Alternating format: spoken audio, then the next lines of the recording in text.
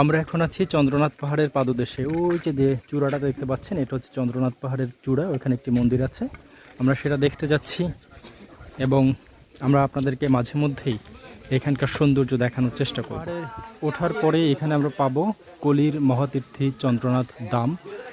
এরপরে ভেতরে আরেকটি সুন্দর গেট আছে, গেটের ভেতরে লেখা আছে শ্রী শ্রী ক্রমদেশ্বর স্বয়ম্ভুনাথ মন্দির। এখানে একটা মন্দির রয়েছে।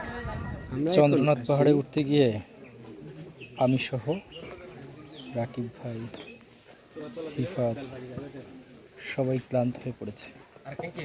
আমি মাঝে মধ্যে তেল দেওয়ার চেষ্টা করি, হাক ময়লা বলে তাদেরকে ফুয়েল দেওয়ার চেষ্টা করছি, কিন্তু কাজ হচ্ছে সবাই নেতিয়ে গেছে। চন্দ্রনাথ পাহাড়ে ওঠার আগে একটি দৃশ্য, যেটা থেকে শহরের পুরো অংশটা দেখা যায়।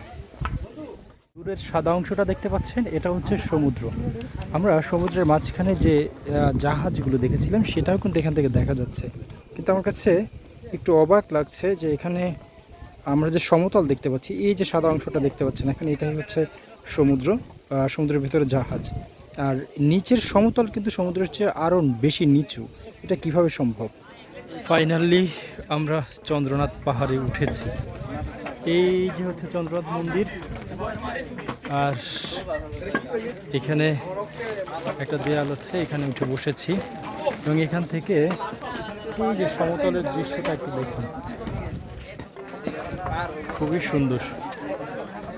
পাহাড়ে উঠে আসলে অনেক কষ্ট, কিন্তু এটার অনেক আনন্দ আছে। যারা পাহাড়ে উঠেন তারা বুঝতে পারেন।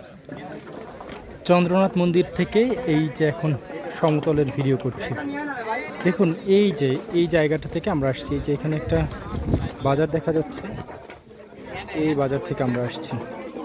এই বাজার থেকে আমরা উঠে তারপরে আমরা এই দিক হয়ে, এই পাশে আর একটা পাহাড় আছে, সেই পাহাড় পার হয়ে এই পাশে যে একটা মন্দির দেখতে পাচ্ছেন এইটা পার হলাম। এইটা পার হয়ে আবার এইখান থেকে উঠে উঠে উঠে উঠে এই যে পাহাড়টা দেখতে পাচ্ছেন, এই পাহাড় থেকে এই এখন উপরে উঠলাম।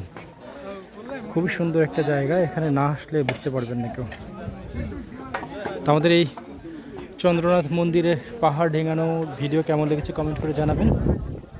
আর আপনারা কোনো ধরনের অভিজ্ঞতা আছে কিনা অবশ্যই কমেন্ট করে জানাবেন। এবারে আমাদের সেই চন্দ্রনাথ পাহাড় থেকে নামার পালা। এখানে যে সিঁড়ি, ভয়ঙ্কর খাড়া সিঁড়ি, এখান থেকে নামাটা আসলে ওঠার চেয়েও কষ্টের বেশি মনে হচ্ছে। আসলে এটা হতে পারে যে আমাদের উঠতে উঠতে এনার্জি লস হয়ে গেছে, এখন নামতে কষ্ট হচ্ছে, এরকম।